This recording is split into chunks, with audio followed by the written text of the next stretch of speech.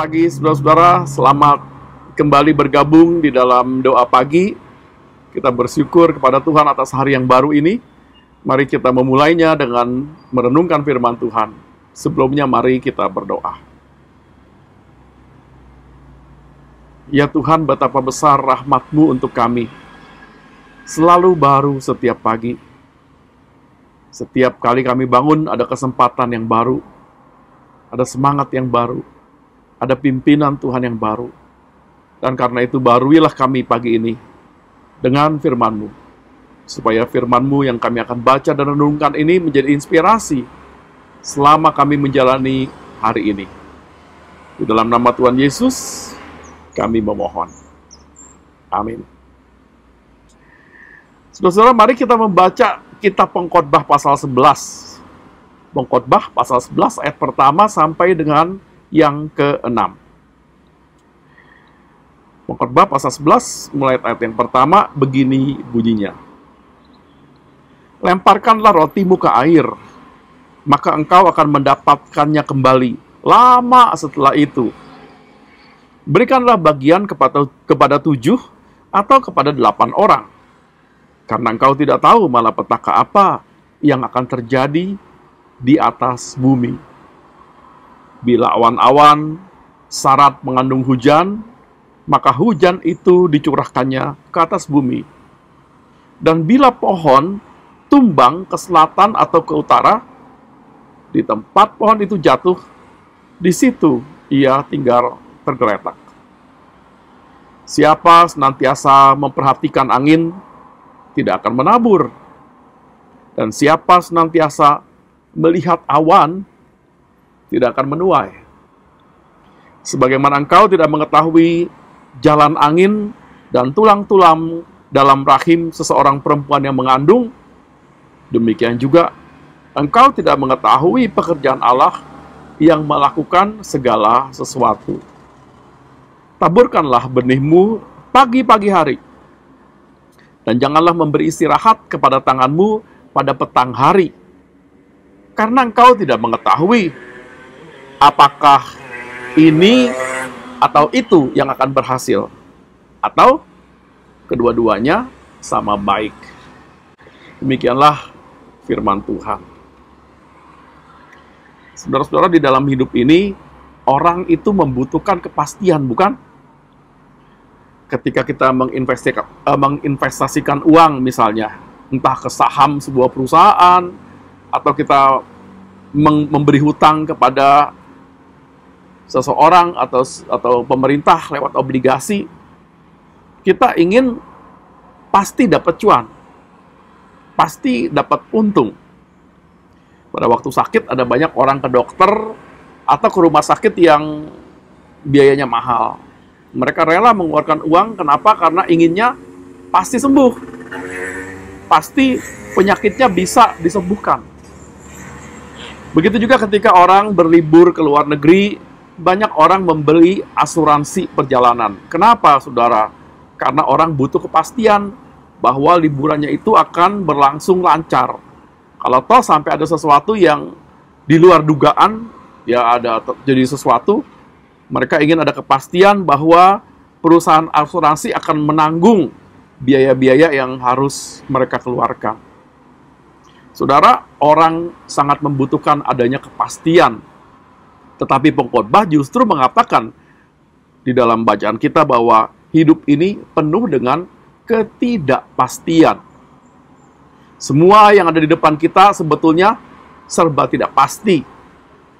Dimanapun kita menginvestasikan uang, tidak ada jaminan bahwa itu bakal selalu cuan.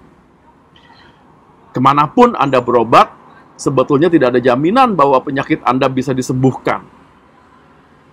Dan begitu juga situasi politik, situasi ekonomi, dan sosial di sekitar kita itu semuanya serba tidak pasti.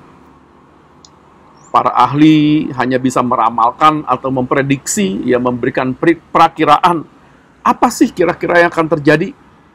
Berdasarkan data-data, berdasarkan tren. Misalnya akhir-akhir ini kan banyak pakar membuat perakiraan, kira-kira nanti hasil pemilu presiden seperti apa ya berdasarkan hasil survei. Mereka lalu membuat perakiraan seperti apa situasi kita, negara kita nanti kalau seandainya si A yang menang, atau si B yang menang, atau si C yang menang. Tapi semua itu kan cuma perakiraan. Apa yang mereka perakirakan tidak selalu terjadi. Sebab siapa yang tahu apa yang akan terjadi pada esok hari. Nah, menurut pengkhotbah, saudara-saudara, di kolong langit ini tidak ada sesuatu pun yang pasti. Kenapa, saudara? Karena di ayat 5 tadi dikatakan, kita tidak mengetahui pekerjaan Allah yang melakukan segala sesuatu. Jadi setiap hari itu penuh dengan misteri. Hari besok bisa saja menjadi hari keberuntungan, saudara. Tapi bisa juga menjadi hari kemalangan. Nah, kalau hidup ini penuh dengan ketidakpastian, bagaimana kita seharusnya menjalaninya? Bagaimana kita bisa melangkah di dalam ketidakpastian itu? Pengkhotbah memberikan kita dua nasihat. Yang pertama, saudara, bertindaklah tanpa menunggu datangnya situasi ideal. Dalam ayat 4 tadi pengkhotbah menulis, siapa senantiasa memperhatikan angin, tidak akan menabur. Dan siapa senantiasa melihat awan, tidak akan menuai. Di zaman pengkhotbah ditulis, orang biasanya meramalkan cuaca dengan memperhatikan arah angin dan melihat awan. Dan di ayat ini digambarkan sikap seorang petani yang perfeksionis. Dia ingin menaburkan benih, tapi menunggu sampai cuacanya benar-benar oke. Dia menunggu situasi ideal datang. Itu sebabnya dia selalu memperhatikan arah angin, selalu melihat awan. Udah cocok belum ya? Udah datang belum situasi yang ideal itu? Dia tidak mau ambil resiko gagal panen kalau benih ditabur bukan di saat yang tepat. Makanya dia terus menunggu, terus mengamati. Nah, masalahnya saudara, dia kan tidak pernah tahu kapan saat ideal itu datang. Hidup penuh dengan ketidakpastian. Cuma satu hal yang pasti, tiap hari si petani itu butuh makan. Jadi dia nggak bisa terus-terusan menunggu kapan menabur benih. Siapa yang bersikap pasif, nggak berani ambil resiko, nunggu terus, tidak akan menuai apapun. Karena dia tidak akan berani menabur apapun. Dulu ketika kondisi ibu saya mulai tidak baik-baik saja, saya mengajak kelima kakak dan adik saya untuk reuni ke Semarang. Ya, cobalah kita ketemu sama ibu, mungkin, ya siapa tahu ya, kita kan nggak tahu kapan dia dipanggil pulang Tuhan. Yuk kita reunian. Nah, rupanya saudara, susah sekali untuk mencari waktu ideal buat ketemu berenam itu. Ya sudah direncanakan setahun, terus tertunda. Akhirnya kami menemukan juga waktu ideal untuk reuni yang semuanya bisa awal bulan Oktober. Saudara tahu apa yang terjadi? Ibu saya dipanggil pulang bulan Agustus. 2 atau 3 bulan sebelum reuni itu terjadi. Akibatnya ketika semua sudah ada di Semarang, udah beli tiket di tanggal itu, ya ibu saya sudah nggak ada. Nggak ada itu situasi ideal itu datang. Nah, saudara, itu sebabnya pengkhotbah mengajak kita bertindak tanpa menunggu datangnya situasi ideal. Nah, ini bukan berarti kemudian kita bertindak serampangan atau terburu-buru. Ya, memang sih kita butuh waktu untuk merencanakan. Kita butuh pertimbangan yang matang sebelum memutuskan. Kita perlu mengkalkulasi segala resiko sebelum kita bertindak. Itu sih perlu. Tapi jangan sampai kita terus menunda-nunda hanya karena menunggu datangnya momen yang ideal. Sebab belum tentu momen itu ada. Ada saat di mana kita perlu melangkah, kita perlu bertindak, kita perlu berusaha walaupun situasinya sedang tidak ideal. Dan ada kalanya setelah kita melakukan sesuatu ternyata kita merugi. Tapi nggak apa-apa, daripada kita tidak melakukan apa-apa sama sekali. Ya, jangan menunggu, bertindaklah tanpa menunggu situasi ideal itu datang. Itu nasihat pertama dari pengkhotbah. Nasihat yang kedua, saudara, berjuanglah di dalam pengharapan. Menurut pengkhotbah, adanya ketidakpastian justru seharusnya membuat kita berjuang mati-matian, lebih keras, lebih sungguh-sungguh. Di ayat 6 dia mengatakan begini, taburkanlah benihmu pagi-pagi hari, dan janganlah memberi istirahat kepada tanganmu pada petang hari. Karena engkau tidak mengetahui apakah ini atau itu yang akan berhasil, atau kedua-duanya sama baik. Jadi pengkhotbah menyarankan kita harus melakukan banyak usaha, jangan cuma satu jenis usaha. Ada istilahnya diversifikasi. Di ayat 2 dikatakan, berilah bagian kepada 7, bahkan kepada 8 orang. Karena engkau tidak tahu malapetaka apa yang akan terjadi di atas bumi. Artinya, karena resiko untuk rugi, resiko gagal itu selalu ada, berjuanglah lebih keras. Jangan taruh investasi di satu tempat saja, tapi di banyak tempat. Kenapa? Karena pengkhotbah menyatakan karena kita tidak tahu apakah ini atau itu yang akan berhasil, atau kedua-duanya sama baik. Fakta adanya kemungkinan bahwa yang kita upayakan itu tidak berhasil 100%, ada yang gagal, justru hendaknya membuat kita bekerja keras, supaya kalaupun yang kita perjuangkan itu 50% gagal, kita masih bisa menjalani hidup dengan 50% sisanya. Itu sebabnya kita perlu berjuang lebih keras. Nah, di sini kita melihat perbedaan antara sikap optimis dengan berpengharapan. Pengkhotbah tidak mengajar kita untuk selalu bersikap optimis. Bahkan pengkhotbah dengan jujur mengatakan situasi di depan kita itu tidak akan selalu baik-baik saja. Jadi wajar kok kalau kita kadang-kadang menjadi pesimis. Karena realita hidup itu tidak selalu seindah bayangan kita. Kita memang tidak bisa selalu optimis, tetapi pengkhotbah mengajar kita untuk selalu berpengharapan. Artinya sekalipun situasi kadang-kadang membuat kita pesimis, kita yakin kok bahwa diam-diam Tuhan bekerja. Tuhan tetap berkarya dan memberkati perjuangan keras kita dalam menjalani kehidupan. Kita berpengharapan bahwa Tuhan akan membuat segala sesuatu indah pada waktunya. Betapapun ruwetnya jalan kehidupan kita. Ada seorang ibu bernama Desi merasa pesimis menghadapi masa depan sejak suaminya meninggal karena penyakit secara mendadak. Dia tidak siap, dia tidak tahu harus berbuat apa untuk meneruskan usaha suaminya. Karena selama ini dia sangat bergantung kepada dia. Akibatnya dia jadi kehilangan semangat hidup. Dia rasanya malas lah untuk kembali seperti dulu.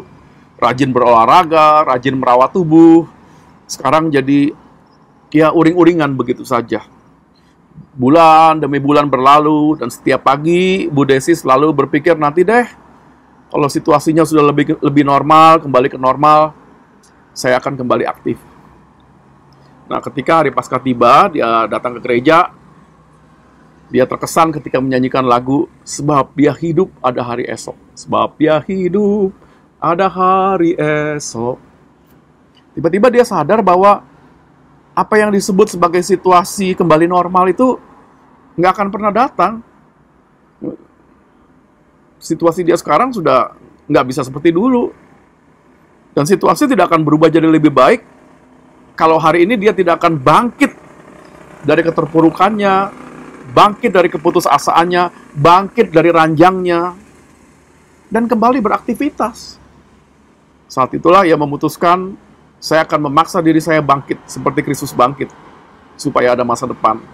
Saya akan berjuang lagi. Saya akan melakukan apa yang dulu saya lakukan. Saya tidak akan menunggu situasi ideal datang. Ia kemudian berjuang dalam pengharapan, karena yakin bahwa Kristus yang hidup akan menemani dia pada saat dia berjuang untuk move on. Dan benar, saudara, itu menjadi awal episode baru di dalam kehidupannya. Perlahan tapi pasti, ia kembali menjalani kehidupan dengan penuh pengharapan, sekalipun di tengah ketidakpastian. Ia makin bisa mandiri dan belajar banyak hal yang baru. Hidup terasa indah lagi, karena ternyata benar Tuhan membuat segala sesuatu indah pada waktunya. Amin. Mari kita berdoa, saudara.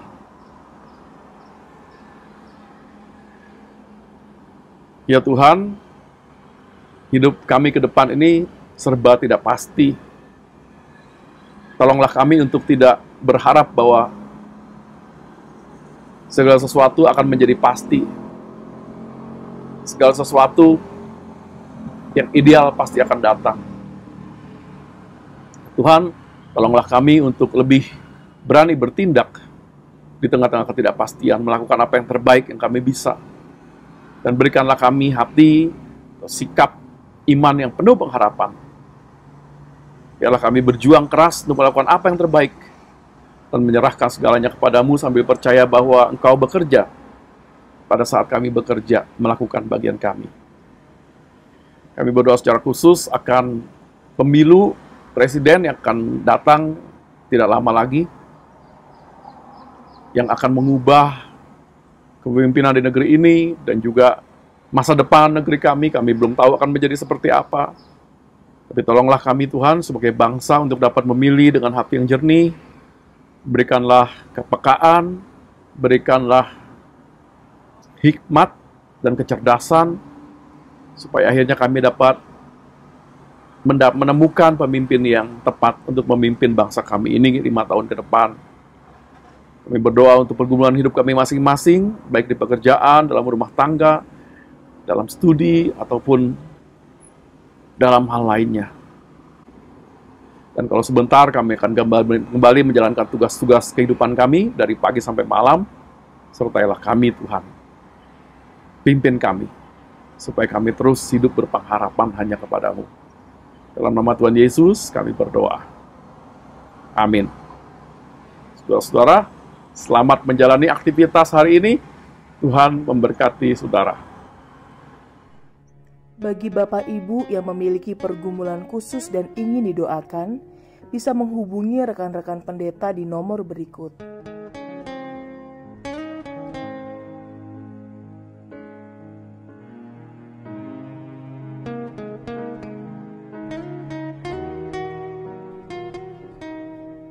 Tuhan Yesus memberkati.